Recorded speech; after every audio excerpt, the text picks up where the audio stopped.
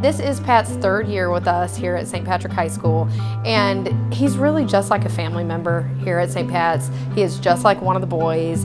He, I would say, maybe is not your typical therapy dog. He sort of roams the halls with the boys just like they do. So when these kids come in with things on their mind, or with maybe a little bit of anxiety, or just needing an extra hug, that's what Pat's here for. You know, he does a lot of different things for us, so some of the transition times we have, like when we have freshmen come in, and obviously there's a certain amount of anxiety there. Patrick is here and is one of the first people to greet the boys as they come in. I think that really brings a smile to their face, calms them down as they go through that transition. I was a freshman coming in on a Wednesday.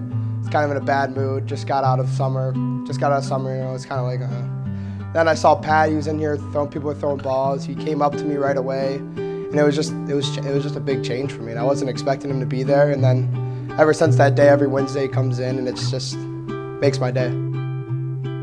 He's a part of this. He's a part of their lives. He comes to the basketball games. He comes to the wrestling meets because he loves to swim. He's a retriever. One day he just jumped in the pool with the boys while they were practicing. So now the swim team says he's on the swim team. Pat would jump in the pool with us. You know, he'd have his own little lane, he'd swim. It was pretty fun having the dog run around, especially the other swimmers that had younger siblings that would be at the meet. The dog would play with them. It was a really cool environment, having the dog there.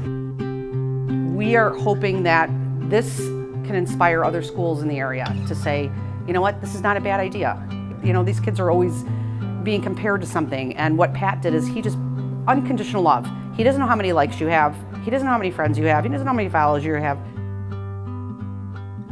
It's nice to see the boys who love him see him celebrated, because they recognize that he changes their lives, and it's a family.